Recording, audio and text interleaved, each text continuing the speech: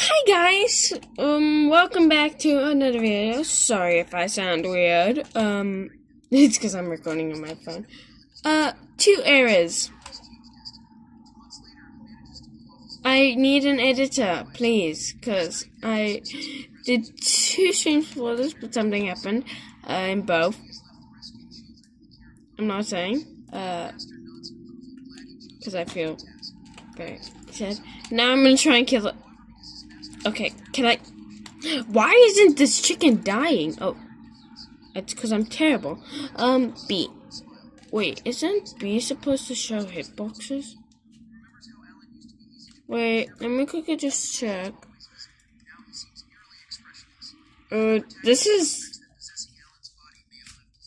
Sorry if you just heard that. I'm listening to and watching something here. Yeah, B.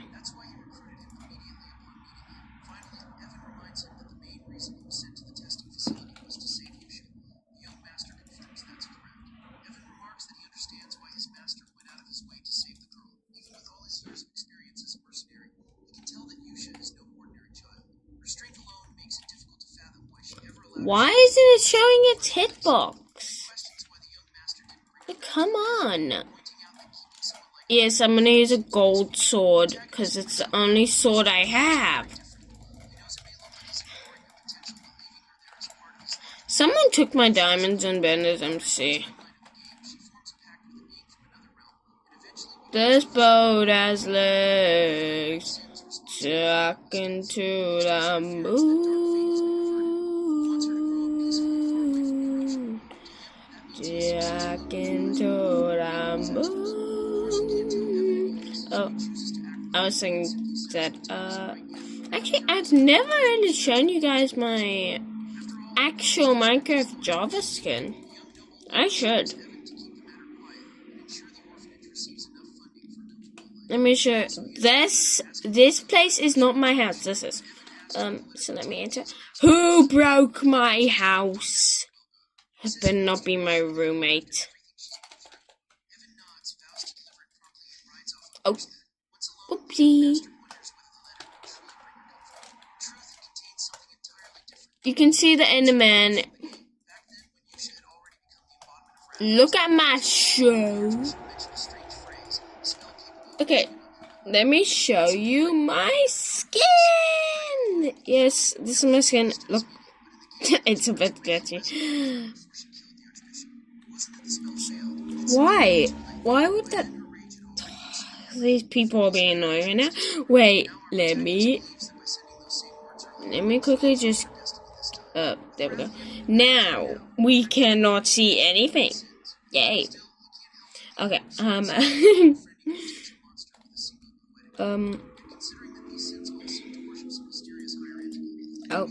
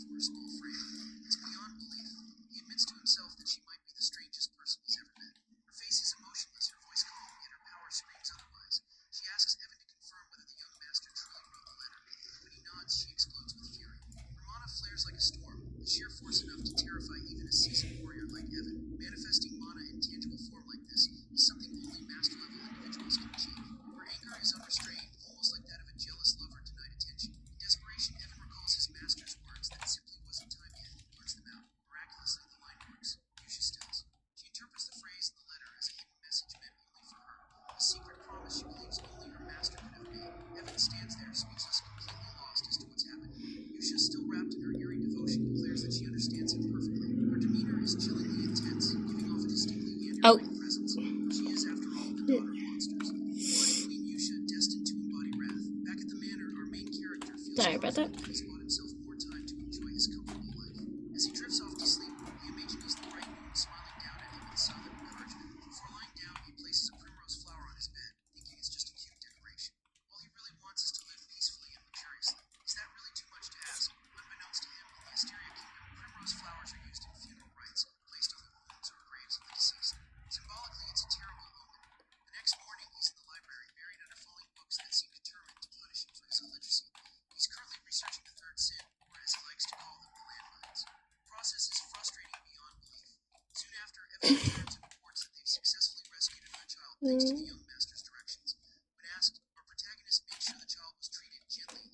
Okay, I'm gonna go into normal in case there's zombies.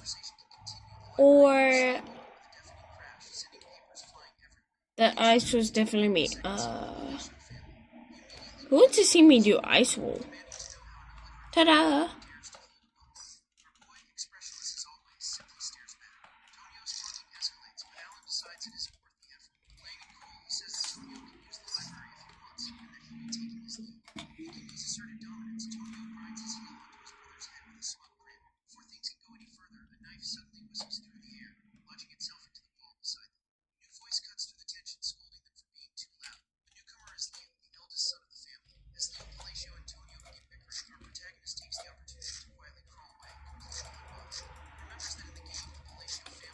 And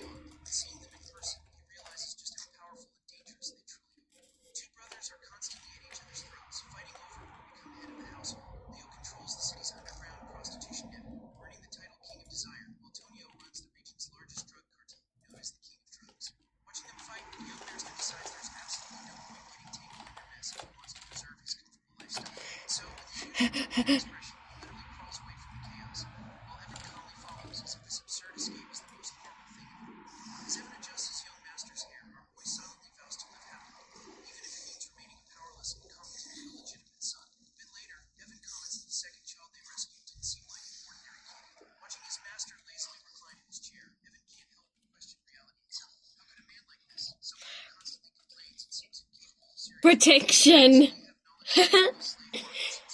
Yep, this is waterbending for you.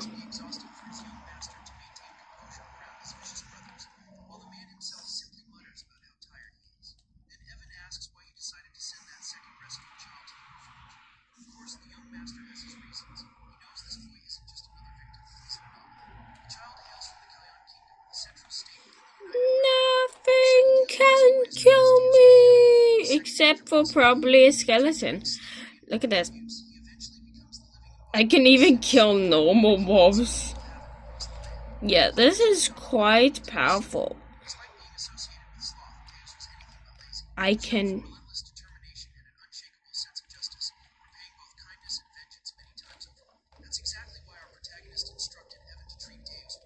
Up left.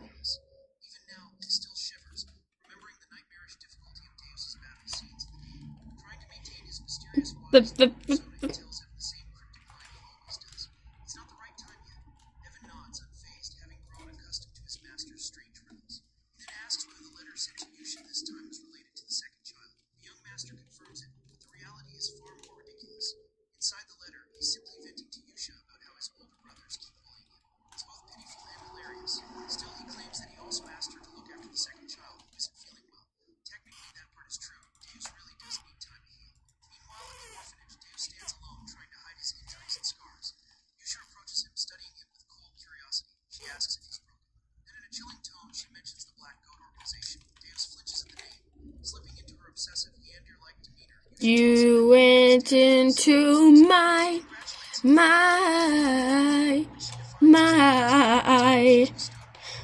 They went into my.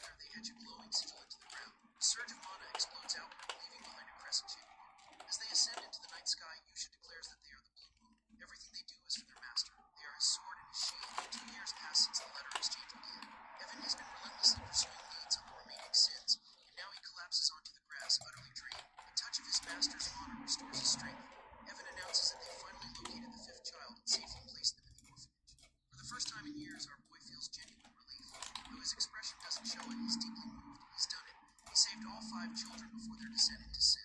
To celebrate, he rewards Evan with cake and tea, praising his dedication, especially in dealing with the sin of greed. The third child had been the hardest to manage, but they succeeded thanks to his insider knowledge from the game. Everything is finally in order. Evan asks why he doesn't seem happier. The young master insists that he's thrilled, but his completely blank face betrays him. We even get a close-up of his smile, which is utterly non-existent. Evan sighs. He's used to it by now. Reflecting on their progress, the young master admits that he never imagined things would go this smoothly. In the game, the 5 bosses became the great sins because of unbearable suffering. Saving them before that transformation had seemed nearly impossible, but somehow he managed it. When he asks about the orphanage's current condition, Evan hands him a letter reporting that everything is running smoothly, and that the children seem happier every day. The young master remarks that if that's true, they might not even need a new caretaker. He's surprised that Yusha has handled things so well, though it makes sense considering her deep attachment to the orphanage in the game's story. Reading Yusha's letter, he finds that she's written warmly about each child's progress, especially Dave's, reassuring him that everyone is doing fine. For the first time, a faint smile appears on his lips. He's genuinely glad they're growing up well. Evan asks when he plans to finally meet them in person. As always, the young master replies vaguely that the right time will come. In truth, he has no intention of meeting them anytime soon. He's terrified of the power they'll eventually wield. For now, distance feels safest. Still, he knows that if he wants to survive in this grim world, he needs to become stronger. The answer lies in magic, and fortunately, this body has the potential for it. While training, Evan mentions a new group rising across the continent called the Blue Moon. The young master feigns ignorance as Evan explains that they've been targeting corrupt nobles and criminal organizations. Outwardly, he praises them, thinking it's a good thing, but deep down, he's uneasy. He doesn't remember this group existing in the game. Evan jokingly warns him to be careful, since the Blue Moon's next likely targets are the nobility themselves. The young master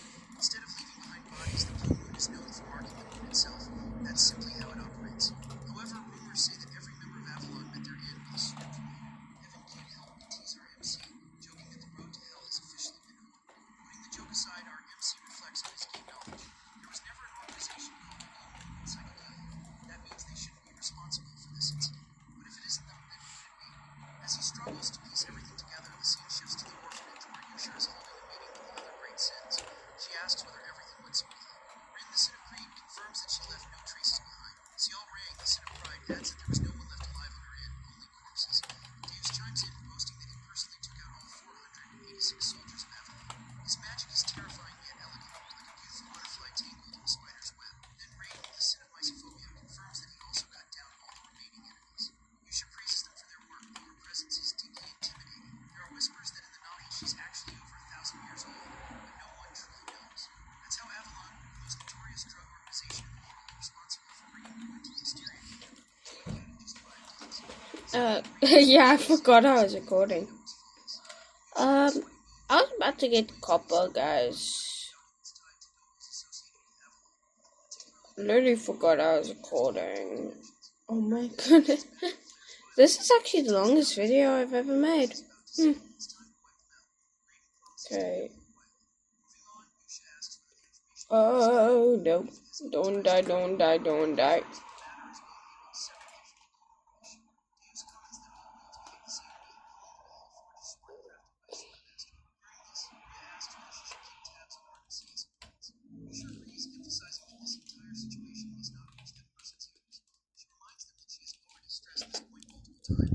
She says that person she is, of course, referring to her MC. Deus points out that since that person's family targeted them first, the order to eliminate them wasn't sanctioned by him. At this, Yusha begins to be angry. She insists that all their actions must be driven by a direct order from their master. They are swords, and a sword should never think for itself. She declares that from this moment onward, all to act only on orders, and that this decree must be taken seriously. The other sins grow uneasy as Yusha adds that they must never disappoint that person, no matter what. Inwardly, Deus admits that he doesn't fully understand any of this. For someone as powerful as Yusha to feel such anxiety just from the possibility of being noticed seems excessive. Still, he tells her that he understands. The meeting concludes with all of them chanting that everything they do is for the great moon. Meanwhile, back with our MC, he finds himself buried under paperwork as the new Count of Malaysia. He explains that after his brother's funeral, he endured an entire month of endless duties, and the workload has completely overwhelmed him. He starts shedding tears, lamenting that all he wants is to loaf around and do nothing. This fool even claims that's what it truly means to be a noble. Still, he can't help but think that while he had made plenty of enemies, Leo's death was supposed to happen 6 years later. But with the strange circumstances surrounding both his brothers' deaths, everything shifted. Now all the family responsibilities have landed squarely on him as the sole heir. Just then, several ministers from the county enter the room, bringing even more paperwork. He closes his eyes, wondering why everyone in the county suddenly seems to be working so hard.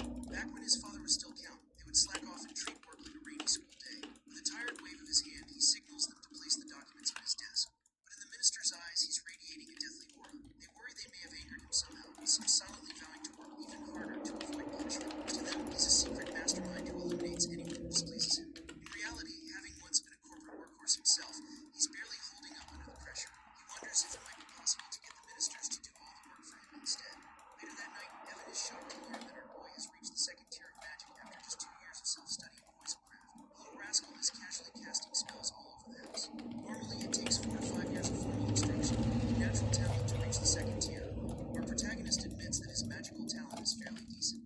Deep down, though, he knows he's been practicing relentlessly for self-defense. Something doesn't feel right. To wield magic effectively for protection, one must have perfect control over their mana, and that's exactly what he's managing right now. Still, he can't help but wonder what good his magic is if it's only half-baked. He insists that he's tried every type of magic this fantasy world offers, and at first it was exhilarating. He once believed that mastering magic would mean he'd have nothing left to fear, but now it feels less like mastery and more like desperation, scrambling to learn magic just to save his own skin. That's when the harsh reality finally hits him. His mana capacity is alarmingly small. Without mana, there's no magic, and that spells trouble, possibly even death. As he sinks into despair, we learn that innate mana capacity is similar to an athlete's natural weight class. Some people are born with extraordinary potential, while others are limited from the start. Unfortunately, our main character belongs to the latter. He's stuck with a minuscule mana pool, and no amount of training can change that. Still, he clings to a small if all else fails, there's a way to fix it. Just then, Evan interrupts his thoughts, announcing that his invitation to the ball is finally arrived. Unsure what happens. A few days later, the scene shifts. Glow like him. Our main character makes his entrance dressed in truly majestic attire. The fit is impeccable, but being the introvert, Ooh, cool. he's just arrived. This party, for what it really is a typical aristocratic gathering in the southern region of the Hysteria Kingdom. In other words, since our MC is about to be sworn in as a Count, attendance isn't optional. He switches into Is that a Nautilus? opportunity to build connections with the nobility, something essential if he wants to live a peaceful life. Whoa. Reality to crush that hope. Instead of greeting him, nobles flee in sheer terror. He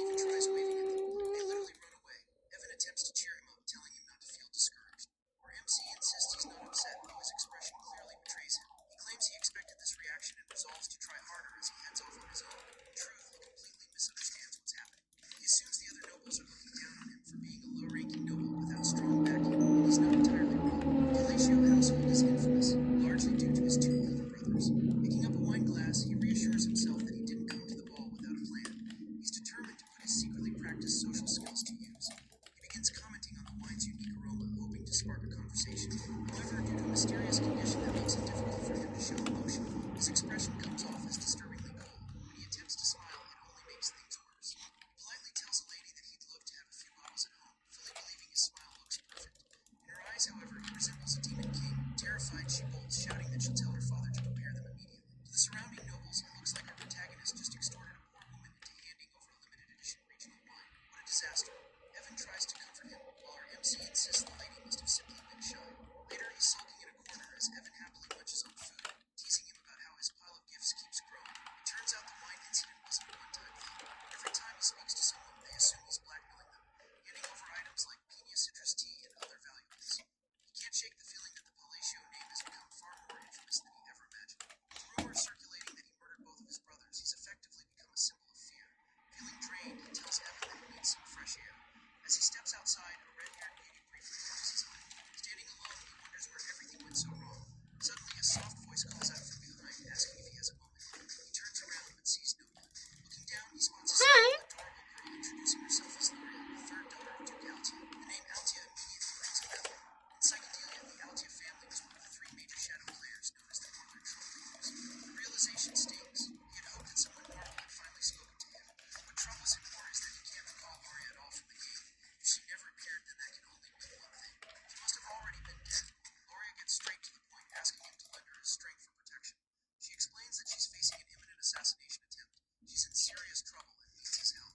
But as he looks at her, hesitation fills his eyes. Loria has been living under the protection of her father's mistress. Now that her father's health is rapidly declining, she fears her older sisters will try to eliminate her. The situation feels painfully familiar. It mirrors his own past with his brothers. As he stares at her, the truth settles in. Loria didn't appear in the game because she never survived long enough to matter. With pleading eyes, she begs for his help, insisting that with his abilities, he can truly make a difference. But our protagonist refuses. She quickly adds that she isn't asking for free help. If he saves her, she promises to give him half of the Altia family's fortune. Even so, he walks away. He feels sympathy for her, but deep down he knows he can barely control his own magic. Giving her hope would be cruel. Despite wanting to help, he knows he isn't the all-powerful figure everyone believes him to be. As he heads back into the party room, he can't shake the image of Loria's sad expression. Guilt settles heavily in his chest. Before stepping inside, he finally wishes her luck. Meanwhile, James and Ray are watching from a distance while they discuss their next move. One of the Altia family members approached their master, and Deus wonders whether he should warn this to Red Lucius coming. Ring reassures him that everything is under control. According to their intelligence, Loria has known the Altia family, but not involved. I'm making a secret base so my friends drown in the water.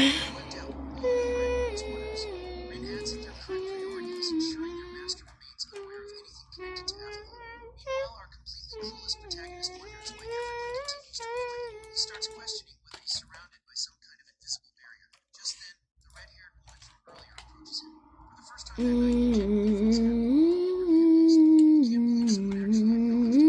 Maybe this time Tomorrow. as he turns Do do do do do do. She's another shadow player. Looking at her face, he suddenly recalls Do something. do do do. The person would ever approach him first unless they were trouble. He greets her politely. How does he know her name? Our protagonist explains that she's quite famous. In the Asteria Kingdom, there are three major shadow player families: the Altia in the north, the Palacio in the east, and the Zenobia in the west. The woman before him is none other than Zenobia Calia, the eldest daughter of Count Zenobia. She asks his Tomorrow. while the Palacio Do do family do do do do do. operates more like a sophisticated criminal syndicate. His Do three do brothers do. for that kind of stunning, dangerous work. With respect to Loria, he commends her beauty almost like a farewell. When she stops him, she says she wants to speak to him about something. He replies politely that he'd love to, but there are too many eyes on him right now. Deep down, he desperately hopes she'll just leave him alone. Smiling, she tells him he's exactly as the rumors describe. She adds that she looks forward to seeing him again. And just like that, she walks away, completely dumbfounded. He wonders what that statement was supposed to mean. Tomorrow. Nearby, Rin and Dave Tomorrow. Do do do do do do. outside the window, he spots someone who's been tailing after him for quite some time. Without hesitation, the two of them rush out to take him a friend. The next day, our protagonist and Evan find themselves deep Do in do do do do. massive future.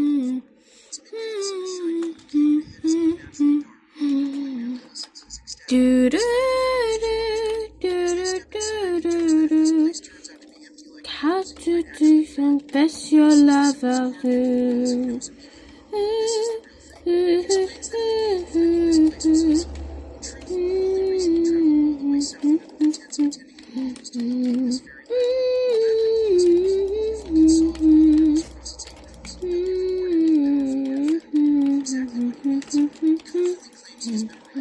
Perfect pain.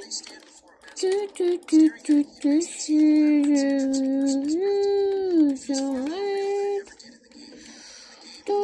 do do do do do do do do. This. Oh, look. Realizing he slipped up, our boy quickly laughs it off, saying he was just joking and urges them to head inside. Inside, they're immediately You so made perfect, baby. Blah blah blah. How I wish you wonder.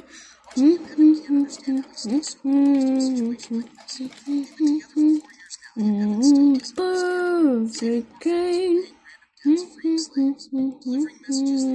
You so made perfect. I wish you were one day perfect, baby. Blah blah blah. How I wish you were up one day.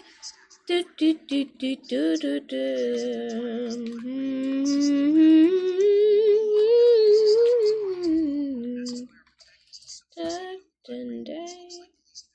Do do do do do do do.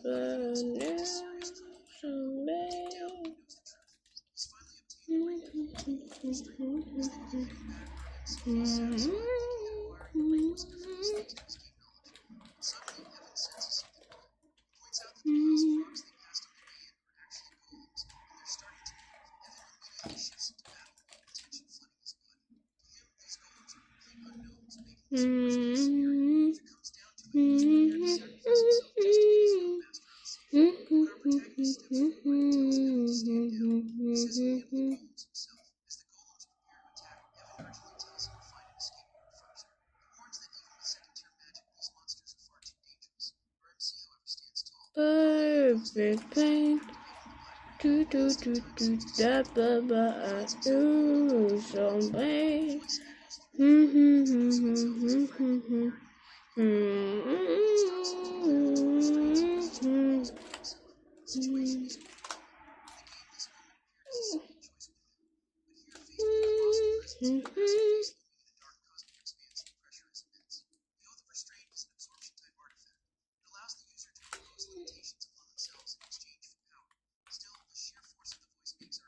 Perfect pain.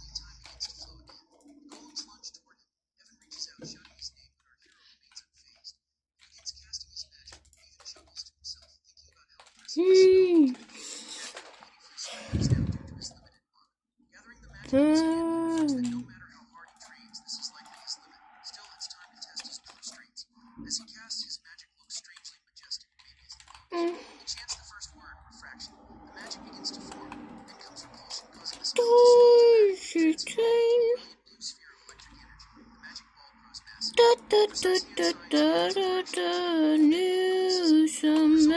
Obliterates every golem in sight, reducing them to dust. Evan is left speechless. He can hardly believe what he's just witnessed. He asks if his master has been hiding his true power all along, but our MC shakes his head. Evan admits that in all his 15 years as a mercenary, he's never seen anything. asks if our protagonist is absolutely sure that was only second-tier magic. Our boy confirms that no, he's just as confused. This wasn't how it worked in the game. In Psychedelia's turn-based combat system, magic could be enhanced each turn through hand signs or incantations. This time he stacked every available enhancement, 4 incantations and hand signs, effectively simulating 5 turns of magic amplification. In simple terms, he used the settings for a large-scale lightning spell, but because of his oath of restraint, every spell now required full hand signs and incantations, causing the magic to be amplified repeatedly. Even so, the result exceeded his expectations. Sheer power catches him completely off guard. Meanwhile, Evan is just relieved they survived. Collapsing onto the ground, he remarks that watching that battle is more exhausting than actually fighting. Then he asks who on earth would create such a terrible canyon. After a moment, our protagonist remembers I can't plant anything. layout and strategy guide uploaded to the community website. Oh, is it because there's no light? It tells Evan that a man named Palion created it, but Evan is far too tired to even process that information. Our protagonist grabs Evan, telling him they need to head back home immediately. He has something he wants to do once they return. His sudden burst of motivation leaves Evan confused, wondering why his usually lazy master is acting so driven today. Our MC explains that every time he used a hand sign that matched the attribute of the spell he was casting, its power increased. Choosing the correct incantation further enhanced the spell's properties, exactly how the game mechanics were designed to work. The difference is that in the game, only the numbers change while the visuals stay the same. In this way, however, the spell itself actually changes shape with every incantation. That realization makes him pause. He begins to wonder whether this phenomenon applies only to him, especially since he's unusually skilled at controlling mana. He decides he'll need to test it further once his mana recovers. For now, though, he's just relieved that everything ended safely. As they prepare to leave on horseback, we see Rin, who's been quietly following our protagonist, observing the scene from afar. She heads toward the canyon, and upon arriving, she notices the runes carved into the walls. To her surprise, she can read them. Rin explains that these are glyphs of the Eleniff Empire, words that tell the story of the era of the forgotten outer gods. Her eyes catch a smaller glyph hidden in a corner. As she translates it, she reads, "For my friend, who shall be left alone from the coward Palion." Examining the inscriptions more closely, a smile slowly spreads across her face. She recalls that the one who halted the invasion of the black creatures, standing victorious against the Al-Akulaka that devoured the hearts of the people, was none other than the brilliant emperor known as Palion the Great. Rin knows all of this because she inherited this knowledge at birth, passed down through the ancient library she received. She briefly remembers our protagonist mentioning that Palion was the one who built the canyon. As usual, she completely misinterprets the situation. She becomes convinced that our MC must be a close associate, or even a friend of Palion himself. After all, someone followed by the Bloody Queen Yusha could only be a figure of legend. Having someone like Yusha as a subordinate is the kind of thing that only appears in history books. Her belief only deepens when she realizes that the phrase our protagonist used while casting magic doesn't exist anywhere in the ancient library. To her, that can only mean one thing: he is truly extraordinary.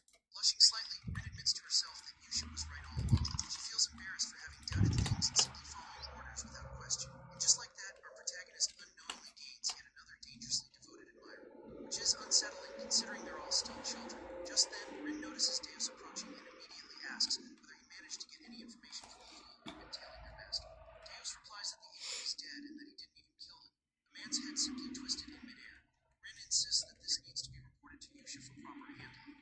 With that decided, the two of them depart. Meanwhile, in Zenonia County, Lady Kalia sits calmly, sipping her tea as she reflects on the rumors surrounding our protagonist. She notes his chillingly emotionless expression and those of his like eyes. What unsettles her most is that he called her famous. Count Zenonia is powerful and well-known, yes, but for someone uninvolved in high society to recognize her specifically is deep in trouble. In truth, Kalia is the real mastermind. She uses black magic to control her father, turning him into a puppet and making herself the true head of the Zenonia family. No one is supposed to know that, so when our protagonist called her famous, she couldn't help but wonder whether he knows her secret. That thought terrifies her. She recalls how he mentioned there were too many eyes on them, a comment she now interprets as him having discovered the person she sent to follow him. Suddenly, one of her servants contacts her saying there's a problem. When she asks what it is, the servant insists it's better for her to see it herself. Upon entering her room, Kalia finds the body of the man she sent to tail our protagonist. He's dead. The servant explains that since the seal on the body never activated, it means the man didn't reveal any secrets. But Kalia immediately points out something far more disturbing. Whoever killed him deliberately brought the body here. Furious and unsettled, she starts questioning how our protagonist could have possibly known she was the one behind his surveillance. Once again, our MC is misunderstood in the worst possible way. At the grand halls of the Aldia estate, the scene shifts to Loria as she walks through the silent corridors. Her face is heavy with disappointment and exhaustion. Her thoughts spiral with regret and realization. As expected, she knew he was not someone to underestimate. A distinguished figure of the underworld with cold eyes much like her father's, someone she must never make an enemy of. He had been her last lifeline, but she also understood that he would never accept a Her siblings had stripped her of everything. The eldest son, Tamilian, the eldest daughter, Marion, the second son, Keith. The second daughter, Karen, she had survived only through her father's love and protection, but now even that felt fragile. As she walks deeper into the estate, lost in despair, she whispers that she no longer knows what to do. At that moment, the maids rush toward her in panic, their voices trembling as they call out her name. Their faces are pale with fear. They tell her that Lady Piran and Keeg have taken their own lives. Shock spreads across Laura's face. Her body freezes in disbelief as her thoughts race. Those people would rather stab their own family, and yet they chose to take their own lives. None of it makes sense. Fear grips her heart as she asks about Tamilian and Marion. Soon after, she's shown a horrifying sight. Tamilian and Marion lie lifeless on the floor, their swords buried in each other's chests. Gloria's body trembles as terror consumes her. As long as it's light. Unable to understand why or how such a tragedy could have occurred. Meanwhile, inside the Ellie estate, Ray is seen leaving swiftly. A faint smirk curls across his Whoopsie. face. Successfully eliminated, Gloria's mind flashes back to Alan's earlier words. Oh. Warning that good things would happen soon. Oh. Runs through her veins, a realization still Guys, look at this. mastermind of the ducal household, the one who hid his claws and waited patiently for the right moment, has finally I found a duplication glitch. bitter laugh escapes her lips as she wonders what kind of monstrous devil she's made a pact with. But there is no turning back now. Those who betray met terrible ends. That is bad. Precedents to deny it. She steels herself, resolving to walk the path she's Okay, now I just need to... Sudden determination ignites in her eyes. 2 months later, a grand gift arrives from the Aldia estate addressed to Elle.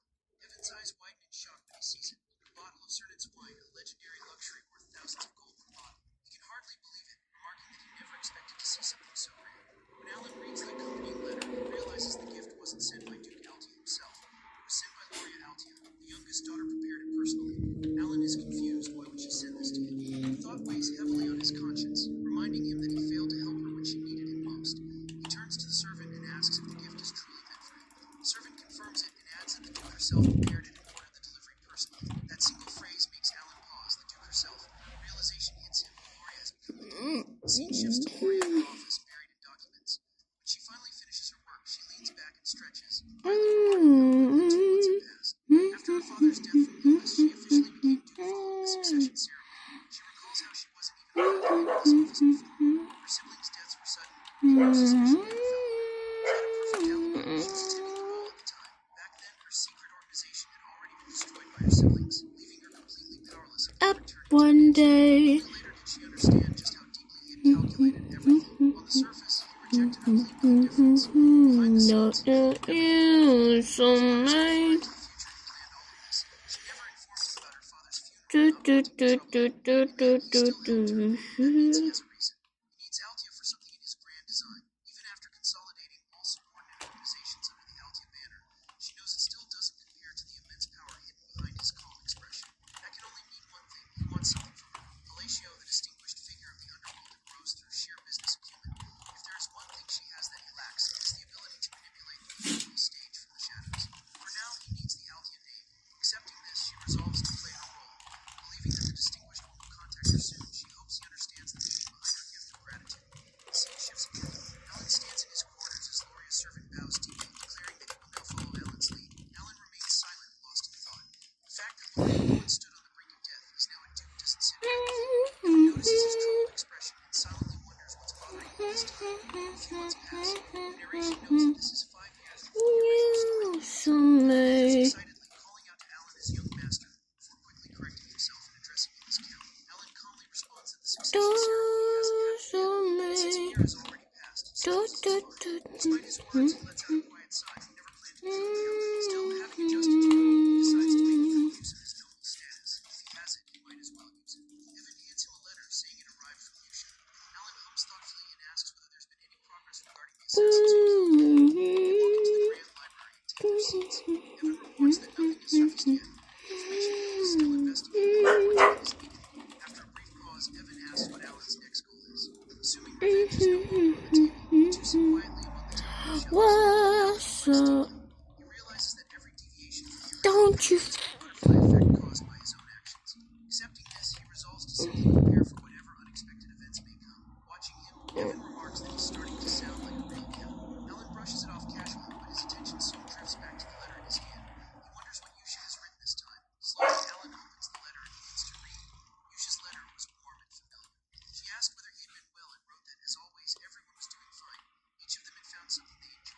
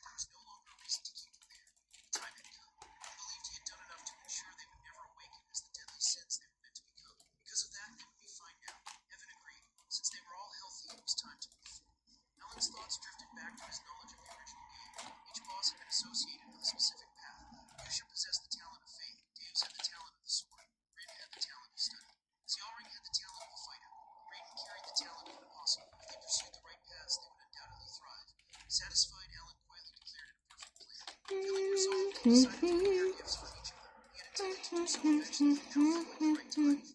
As evening fell, Evan stretched and said he would step out for a bit, promising to return soon. Alan waved him on, wondered if one day he might receive some return after he became successful in manipulation. He hoped his letters would help guide them as they stepped confidently into the world. Elsewhere, Yusha received Alan's own letter. Gathering everyone together, she announced that Alan was alive. This time, however, each of them was fell silent as they read expressions of loss. Ciara could barely contain her excitement, her eyes sparkled as she unfolded the letter. It marked the beginning of a new chapter. Yusha finished reading out the letter and announced again that orders had arrived. She explained that this time Alan intended to leave for separate. Before anything else, she suggested that Evan read his letter as well. Since the new instructions required careful attention, she felt it was necessary. Ciara spoke up innocently.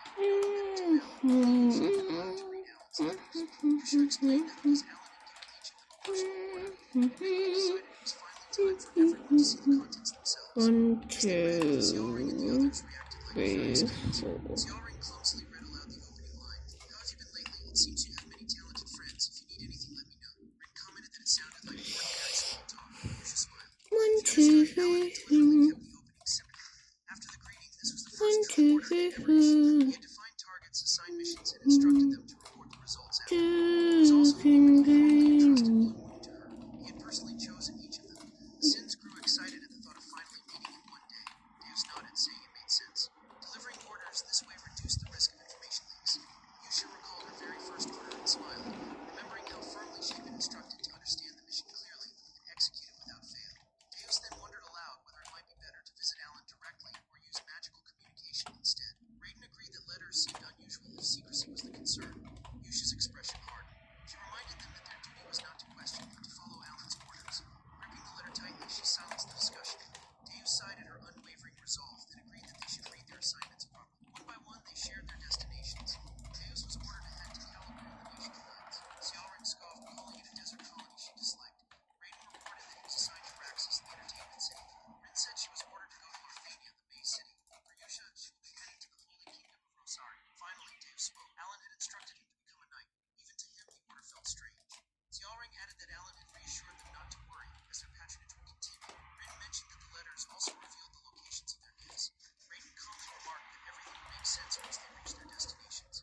Before dismissing them, Yusha gathered everyone and repeated Alan's final quote. They must never mention the name Blue Moon. Everyone agreed. The next day, all the members assembled and departed, each heading out to carry out Alan's orders. 3 months later, inside his office, Alan sighs. As expected, there's been no noticeable change in his magical abilities. He continues reading advanced magical texts, trying to push his limits, muttering to himself after experiment with his own Suddenly, he looks up at his knife. Evan, what are you doing? Huh? Alan asks about the investigation into Leo's assassination. Evan replies that the information guild still hasn't uncovered anything. Alan looks surprised for a moment and asks if there's anything else to do. Under his breath, he mutters that the butterfly effect caused by saving the 5 deadly sins has already spread back to the guild. Even Gloria, someone who was never supposed to appear in the original storyline, has become the Duke of Altia. The thought unsettles him. She's expanding her power and influence at a frightening pace within the Underworld. Letting out a tired chuckle, Alan tells Evan to stop the investigation entirely. It's pointless work, and he already has more than enough responsibilities weighing on him. Evan looks at him in surprise. Alan explains that the entire situation is clearly the result of his own ignorance. In a world like this, almost nothing escapes the Information Guild's network, and even that fact makes him uneasy. If he digs into things he's not meant to touch, the consequences could be far worse than the truth itself. He mutters that if an unexpected complication leads straight to death, then the investigation itself has no meaning. In the end, organizations like that will target him as long as he doesn't interfere with their affairs. He reassures both himself and Evan that there's no reason for any secret group to pursue him unless he approaches them first. That's why continuing the investigation into Leo's death serves no purpose. Evan nods and agrees to inform the guild to stop. Look. Then he suddenly remembers something. Oh, right. There's one more piece of news.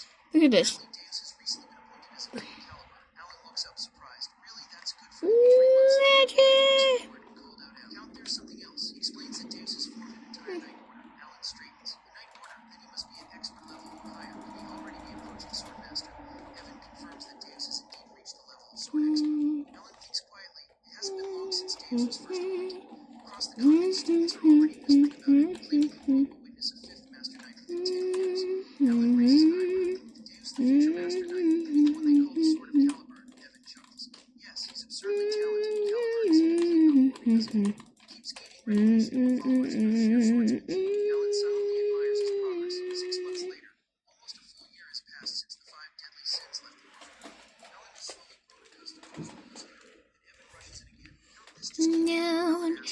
Kayaking to the moon.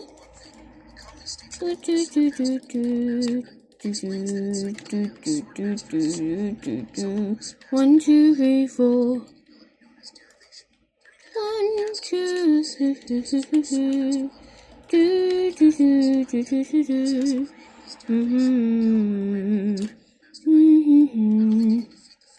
Do, do, do, do, do, do.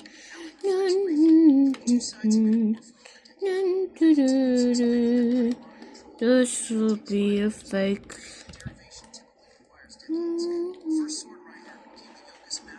Maybe I can make a tunnel.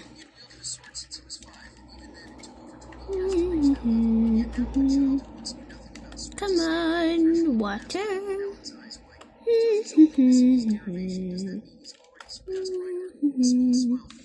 Dun dun dun dun dun dun dun dun dun.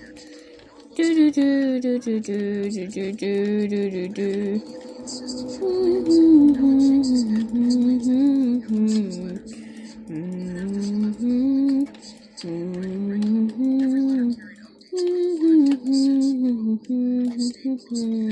Besides joking that even though no one had ever seen his face, they could at least have thanked him for the answers. Bosses that fight this like genius, correcting himself, he admits that he's already grateful enough. At least they didn't destroy the entire kingdom by awakening as the 5 deadly sins.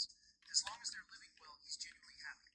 Scene shifts to Caliburn in the central district of Earth. Caliburn, the domain of Hurricane Mills, houses the greatest stand illustrious sword of Joe's night. Inside, countless knights train for this. Tell me so I say when I be here when I don't know the lyrics of that song. I be here with you, bury all your children. Tell me so I say. Tell me so I say. Okay, this has been almost an hour. You've been just watching me play for a whole hour, guys. Wow, if you made it this far, I'm surprised. Comment if you made it this far. And if you can, please like. Oh, I destroyed them. I hope you enjoyed today's video, even though it took for basically a whole hour to record. 1, 2, 3, 4. We'll be here, where did you bury all your children? Tell me so I say.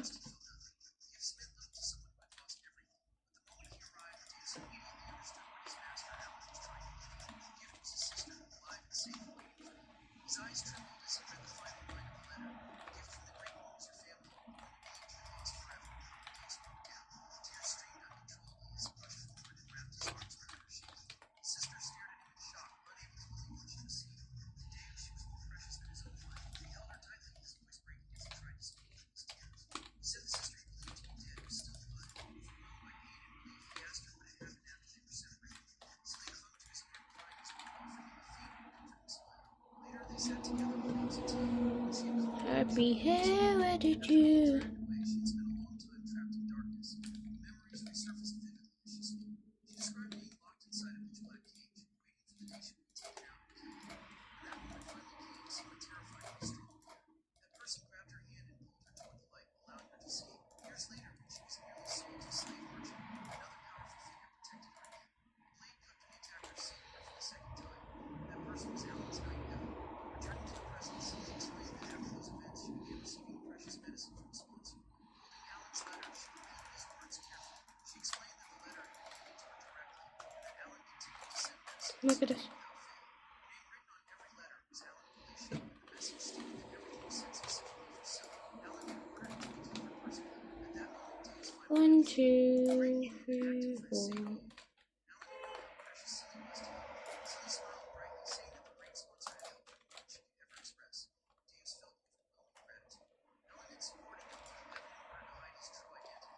Dave's was stunned. Shock spread across his face as he whispered that the great king had been protecting his sister under his own name.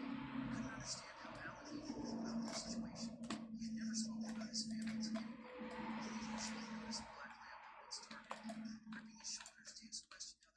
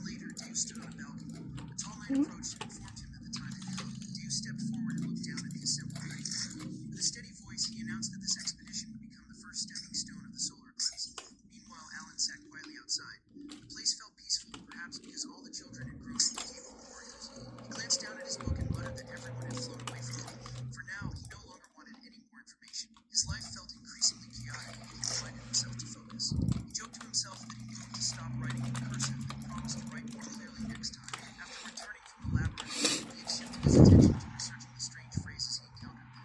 Letting out a quiet chuckle, he felt satisfied that his report had been finally complete. Leaning back, he reviewed the concepts he had been studying. The reinforcement of gravitational inference, the behavior of refraction with liquid spells. Refraction indicates the strength and imperfections inside a component spell, allowing its range to expand outward. Propulsion, on the other hand, distorted the spell's structure Oh, and influenced the transition of I like this one. I'm gonna wear this one instead. to amaze him. With the laws of the world in his grasp, his ability to manipulate the rules that govern reality, he could push magic beyond its original limits. Through observation, I say, tell me so I say, where in the world did you bury it? penetration, creating a critical effect upon him. Hopefully the skeleton won't bother me while I'm climbing. Where in the world did you bury all your children? Not a single phrase within a spell could be mismatched. Tell me so I say. Unleash magic of that scale once per day. Just to understand this much. His expression grew serious as he reflected on the had signs and phrases of that quality had been lost long ago. There was no way to print them in any manner. He was forced to research alone, building the missing pieces from scratch. Even so, he found himself enjoying the challenge. After all, he had only learned magic for self-protection. Now he prepared the spell he had been refining for 2 months. Placing his fingers together, a crackling whirl of light formed in front of him. In his mind, Alan described the process clearly. Removing the focal point of the monastery, Children, tell me so I say. the moment he finished the chant, a wave of thought rippled outward, completing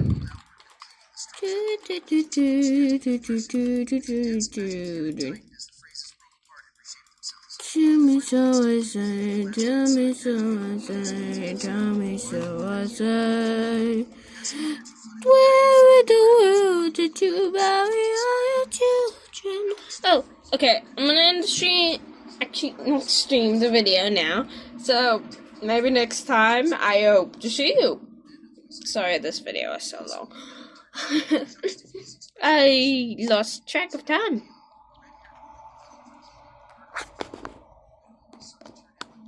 Sorry, okay. Come on, let's quickly just kill the spider before we end the stream.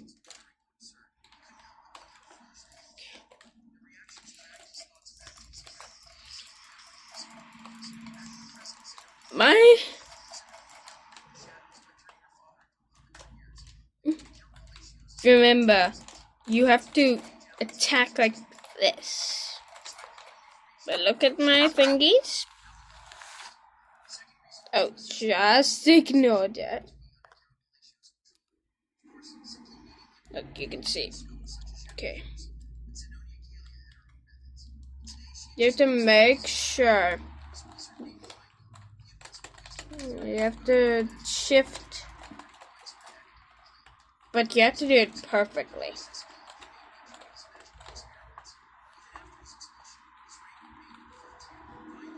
Yeah, so yeah. Let me do, sorry. Okay, so that's now the end of the stream properly. So, bye. And I hope to see you next time. And peace.